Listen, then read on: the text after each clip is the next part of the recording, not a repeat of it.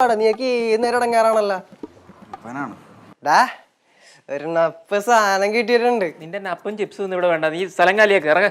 താൻ കണ്ടിട്ട് പറവരെ തുടക്കത്തിലെ റോങ് ഇടല്ലേ.